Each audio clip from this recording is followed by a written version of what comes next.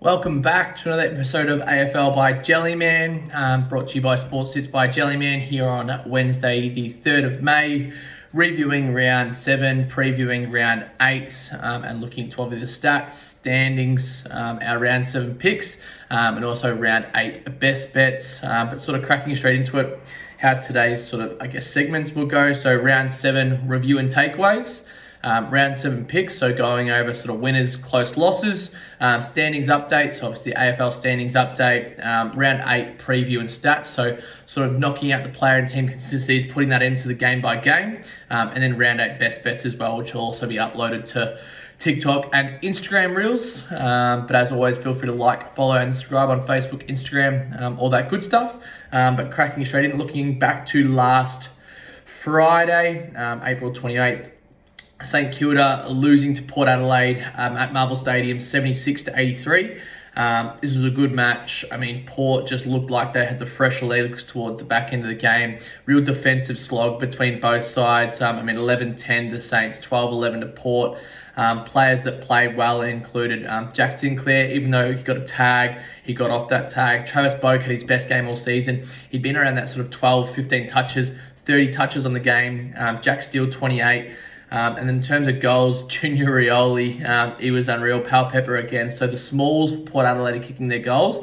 Owens and Gresham 2 each. Finlayson and Dixon both 2 each. So good representation up forward there. St Kilda is still yet to get a few players back, which will happen again over the coming weeks. So they're only building into the season, and unlike previous seasons where they start well and tend to fade away, we see them actually building through this year with players coming back to the side. And for Port Adelaide, they've won their last 4 games and they've got back to that real defensive type game, which has been real impressive to watch. And that's their type of football, not playing that run and gun style football where, both teams are going to kick 100 points. They're that, hold a team to 60, 70 points, then score about 80 or 90 themselves, and that gets them the win.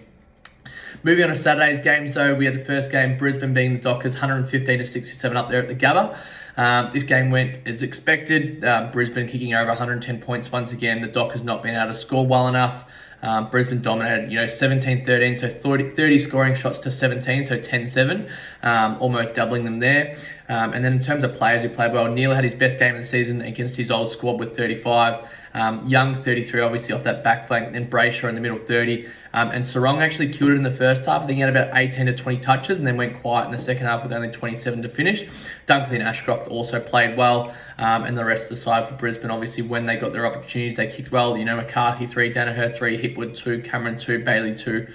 When you're having your 5 starters, with the 6th being that, on bowler, which ended up being Ashcroft at times and Rayner at times, all kicking 2+ goals, you're going to win a lot of games. And for Fremantle, only a couple of wins this season. They don't look like they'll play finals this year. Sydney versus GWS, thriller. What was expected to be pissing down rain, pardon my French, but the Giants get a win 107-106. The total points over and under in this one was set at 141 at the time of the game, and did start at 148. So 213 total points, a fairly big overs in this one. And obviously, the Giants coming out with a win, Toby Green kicking that winning goal. He played unreal, 22-2. Tom Green also coming back from suspension, 31. Parker and Warner good in the middle for Sydney. But the Sydney, it's their defence at the moment. The Giants, we'd already mentioned, they'd allowed a lot of points, but Sydney, with a lot of players out in that defence at the moment, that's what's killing them. And the consistency on ball for them is also a struggle. So obviously Parker had 33 and Warner 29, but they have too many up and down games. Parker's had a lot of games under 20 disposals. Warner very similar. We have a couple of 25 in a row and then he'll go quiet.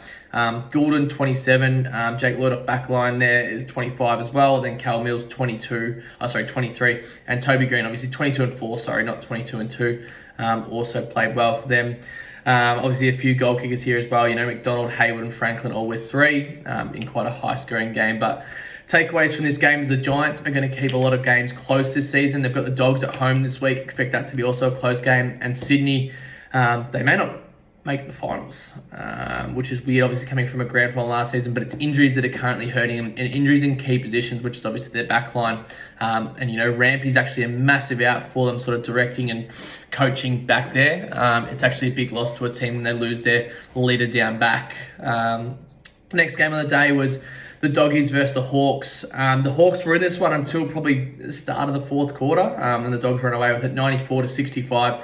14-10 to 9-11, but the Hawks have shown a bit of fight across the last few weeks after being blown out. And then midfield, it's come to the midfield though. Day Hardwick, Nash all 20, and Warpool all 25 plus, Newcomb at 24. So that's your 5 on bowlers, all getting their hands on the footy, and then Sicily down back 26. And they actually were able to keep the Doggies quiet. Daniel had 27, but he was not playing midfield. Jack McRae on the wing, 26. Dale off half back line, 25. Bailey Williams is actually a forward, and Bailey Smith a wingman, whereas the first on bowler was Trelaw with 23. And they kept the Bont quiet as well. And whoever else went through there wasn't too impressive, because it was the Hawks who got that ball going forward for them. And we're actually nullified English as well, who's been dominant. Norton kicked 4-3 out forward, Bruce 3, Ugelhagen 2 as well, and then Newcomb out of the midfield 2 as well. So 24 and 2 for a midfielder is super impressive. Roy Lobb kicked 2, but wasn't really that impressive, to be honest.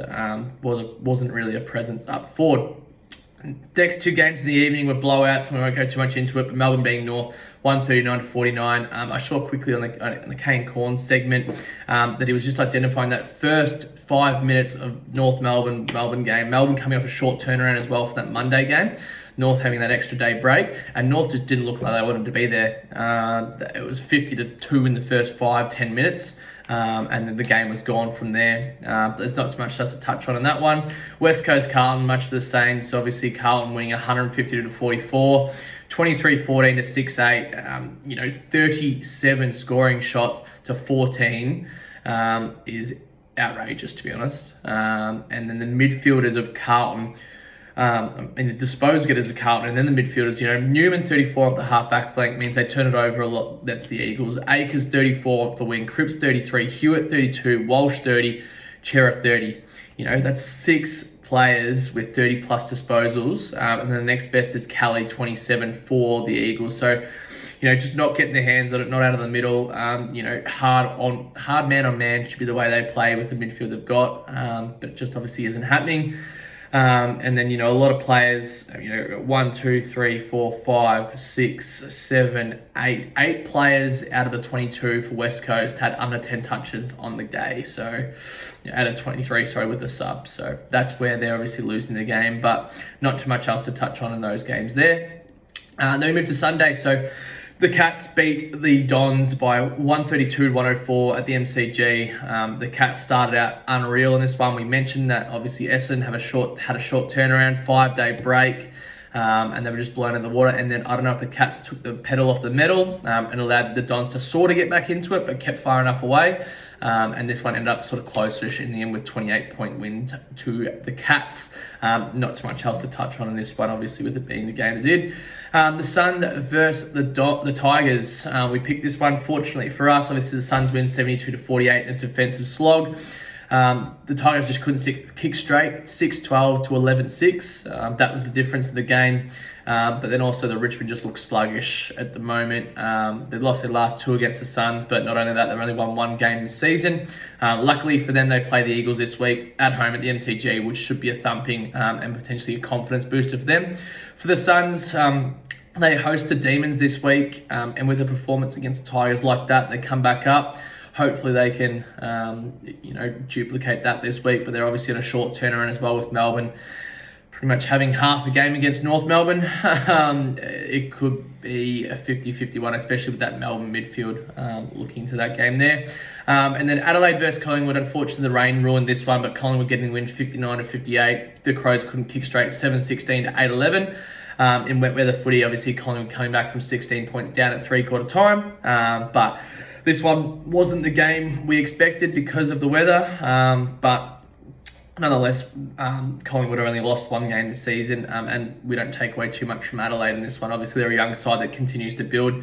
The Dacos tag seemed to work, sort of rattled it a bit, few clangers, but not paying too much attention to that. It was wet weather footy, so you can expect someone to turn it over in the wet and not have as much clean footy as usual in the dry. But that is obviously touching on round 7. Looking at our picks for round 7, which we're happy to sort of go through. So St Kilda Port, we had a bet return on that one on the head-to-head with the overs. But then we had 25 plus Sinclair, 20 plus Clark, 20 plus Wood for 320. Unfortunately, Wood didn't hit. And then we had our $9.50, 1, 2, 3, 4, 5, 6, 5, 8, 12 leg multi, which missed by one leg, being Rosie only getting 19 touches. So we had 20 plus Ross, Steele, Butters, Rosie, Wines, 15 plus Marshall, Hill, Houston, 1 plus goal, Higgins, Owens, Palpable, Finlayson, obviously missing the Rosie one there. Saturday, we had the Lions 40 plus over 161.5, 250, 2 units on that one. And then also same game multi on that one that just missed by a Lockie Schultz goal. So we had Cameron 2 plus, Danaher 2 plus, Rayner, Hipwood, Walters, Schultz, Jackson, all 1 plus each, 1050. The Sydney versus GWS game, we knew GWS were going to be in the fight for this one. We had them plus 23.5 with Tom Green, 30 plus disposals, 250 for that one. And then we had a multi that missed there with no Isaac Heaney goal in a 106-point game. For the Swans, Heaney didn't kick a goal. We had 25 plus Kittinglio, 20 plus Mills, 15 plus Whitfield, and then 1 plus goal, Papley, Heaney, Green, and Daniel there. Melbourne versus North Melbourne. Melbourne 40 plus over 160.5, hit easily. We had Clayton Oliver 40 plus, which missed by 3 disposals. And our same game multi hitting that one, paying $8. Petrarca 25 plus, Hunter 20 plus, Zeeble 20 plus, Grundy 15 plus. And then Chandon, Neale Bullen, Fritsch, and Pickett all 1 plus goal each. West Coast versus Carlton. We had Carlton 25 plus over 169.5, 250 there. And then our same game multi, $13.50, just missed by 1 leg as well. Andrew Gaff, 20 disposals, hurt us. No 20 disposals, I should say. We had 25 plus Kelly Walsh Cripps, 20 plus Gaff, Cerra, Akers, 15 plus Jones and Hunt, 2 plus goals Curnow, and 1 plus goal Allen, Darling, and Durden. So obviously the 1 leg missing there. Sunday's games, Geelong dash over 175.5. We also had a 40 plus Geelong, and that one a bit more paying, 250 there. Then 3 plus goals Hawkins, Cameron 2 plus Henry 2 plus, paying $5. Then we had the Gold Coast Suns head to head, 285. That was a tick. And then last but not least, we had quarter and halftime leader being the Crows at 260. Which obviously also hit as well, knowing Collingwood coming off a short break, Adelaide obviously being at home there. We weren't aware that it was going to be wet or not at the time of sending this out. But yeah, obviously that one also hitting. That is round 7, done and dusted. We look ahead to the weekend and also the ladder. So obviously first and second, third, fourth. Collingwood, Melbourne, St Kilda, Brisbane. Collingwood clear by 1 win. And then Melbourne, St Kilda, Brisbane and Port Adelaide all even on 5-2, 20 points. And then next run is Carlton, obviously 4-2 in that 1 draw. And then Geelong and Adelaide. Geelong, Adelaide, Essendon and the Dogs all on 4 wins, 3 losses. And then down in 11th is Sydney, GWS, Gold Coast. 14th and 15th, Fremantle, North Melbourne, the same amount of wins. Richmond there at 16th, Hawthorn 17th, and West Coast 18th. The big one for us is the percentage. So Melbourne obviously 143.5%, St Kilda 133.2%, Geelong 135.7% there. So a few good wins there for those squads. Looking ahead at round 8 now. So obviously looking into the games here. Just getting it up. So Carlton versus Brisbane, 7:50 Marvel Friday evening.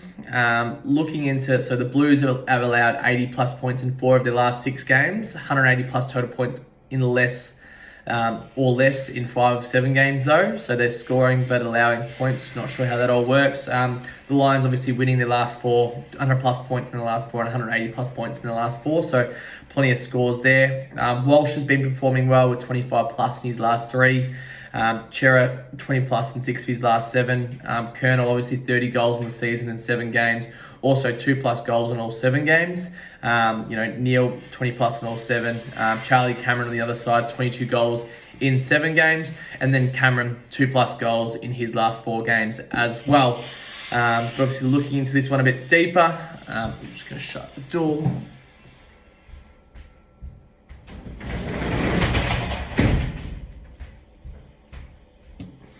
Looking into this one a bit deeper, Brisbane actually at Marvel don't have a bad record as such. They've actually won quite a few games compared to that at the MCG. So we actually like the Lions in this one. Carlton obviously beating the Eagles the other week. I don't take too much out of that game because over the weeks prior, they hadn't been too impressive against St Kilda, Adelaide, against the Giants. They beat the Cats, and they just beat North Melbourne. So they're still a 50-50 team for us, at least, in our eyes.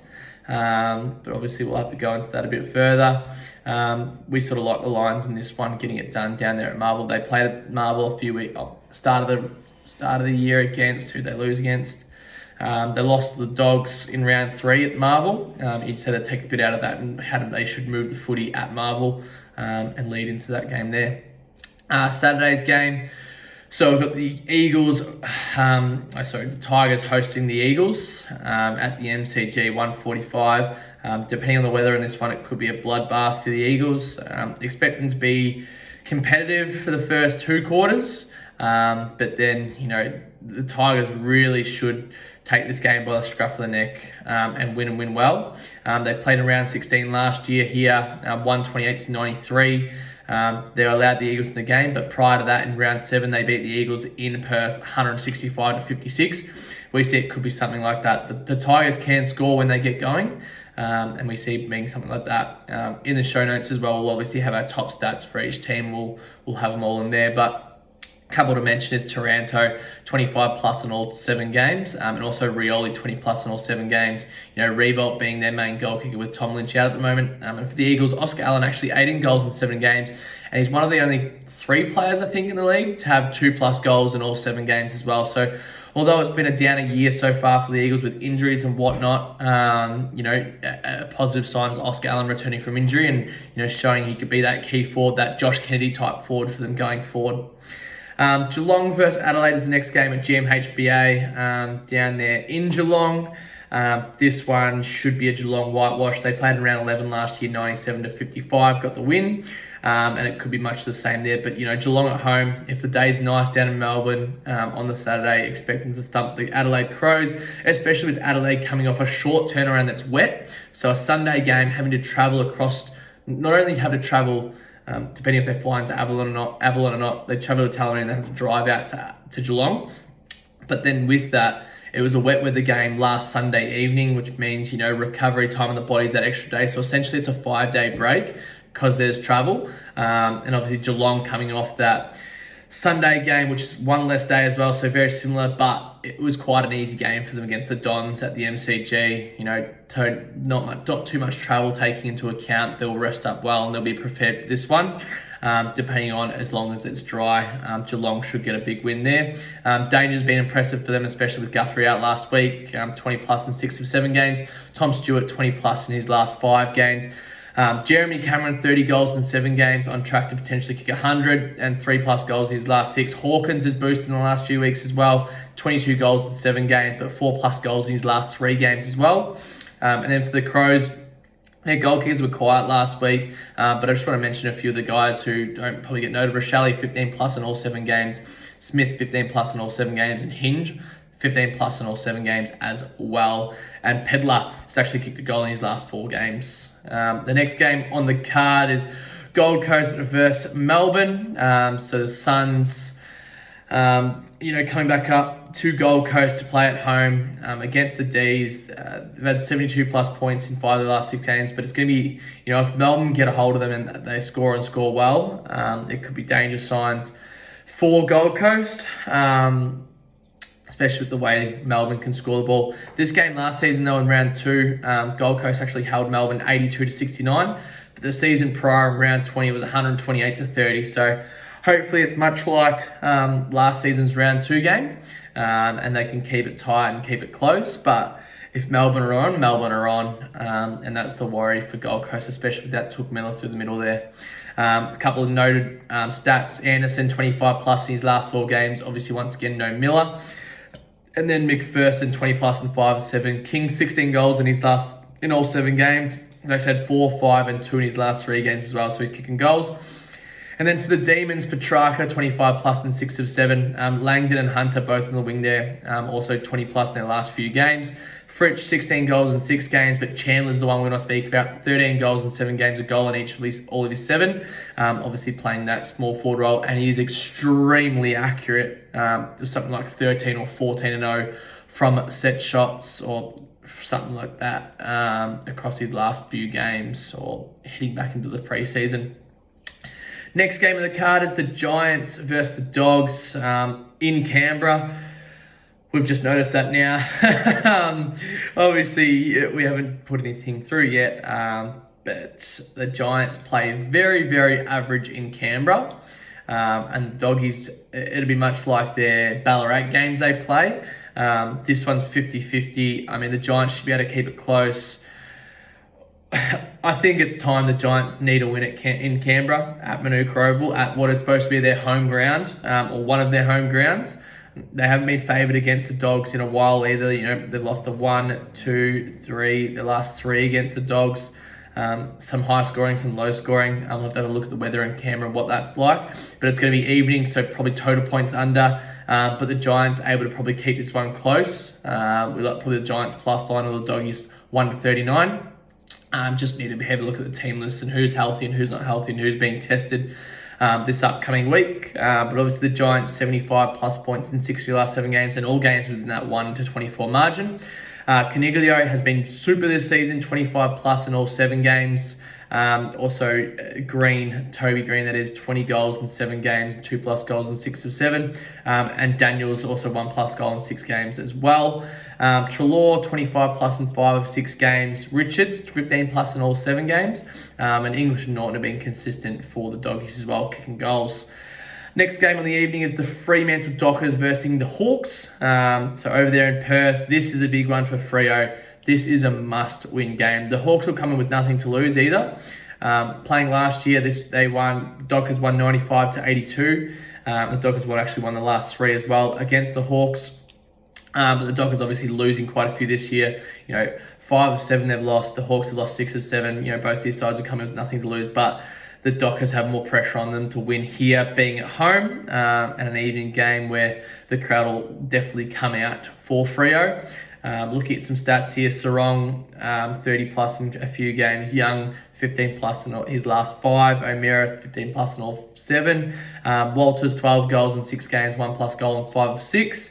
And then the other side, Hawks, Will Day, 20 plus as well as in his last 5 games, had his best game probably of his young career last week as well. And then Green also up forward for them, 11 goals in 7 games, 2 plus goals in 4 of his last 5, none last week though. Last 3 games to the Sunday ticket, Port Adelaide playing Essendon at the Adelaide Oval. The Dons on a 7-day turnaround, whereas Port Adelaide have an extra couple of days to rest and relax. Port actually beat Essendon last season around 146-62, and then at this ground 66-50 in round 11, and then 119-65 in the year prior. So Port have the dominance over the Dons of late. Quite even.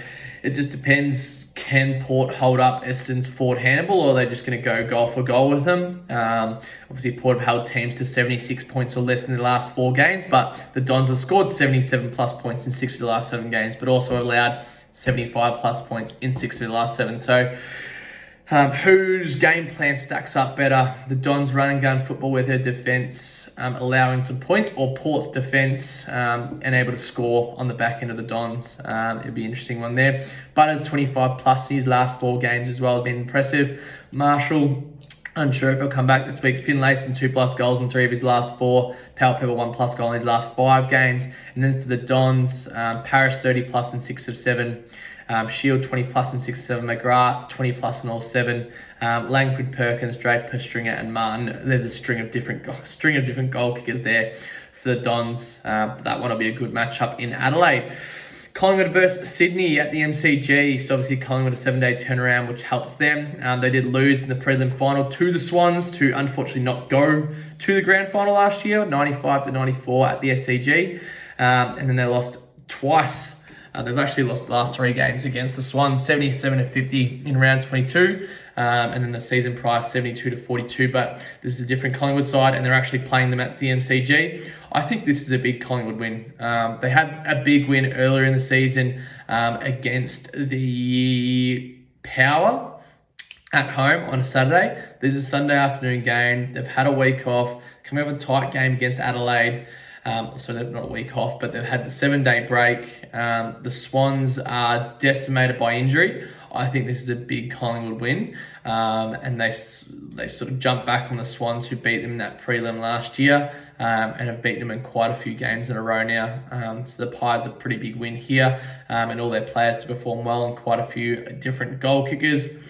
North Melbourne versus St Kilda, the last game of the round. The Saints, as we mentioned, getting some players back. They beat North last year 103-50 in round 11, and in the season prior, they did as well. 2020 was the last time North beat Saints.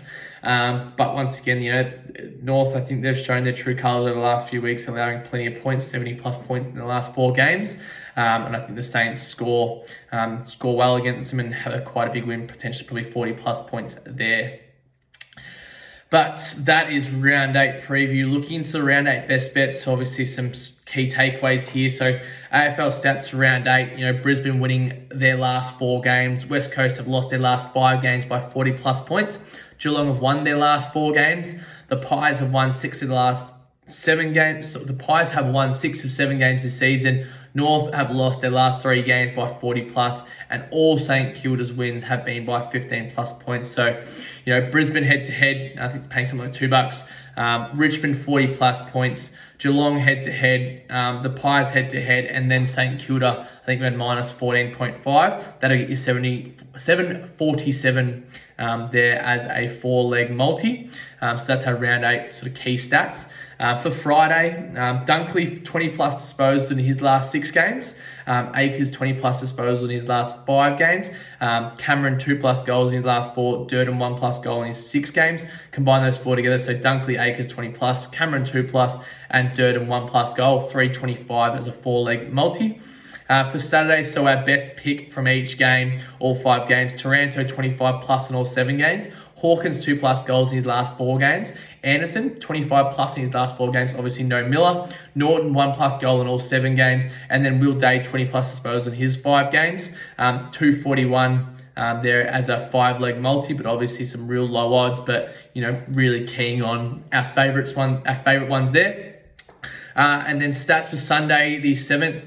1 goal and 1 disposal from each side. So Powell Pepper 1+ goal in his last 5 games. Ridley 15+ disposals in all 7. Papley 1+ goal in all 7 games. Noble 15+ disposals in all 7. Higgins 1+ goal in his last 5 games. Marshall 15+ disposals in all 7 games. Combine those 6 together, obviously short odds, but really keen on the favourites here. 213 as a 6-leg multi, but as we said, our favourites for the day. That is all for this week, though. Feel free to like, follow, and subscribe, as we've already mentioned, on all the good platforms. If you want any sort of more insights or information, how you can get a part of the tips, recommendations, feel free to reach out on Messenger or Instagram. But that is all for this week. Good luck for the weekend ahead of AFL.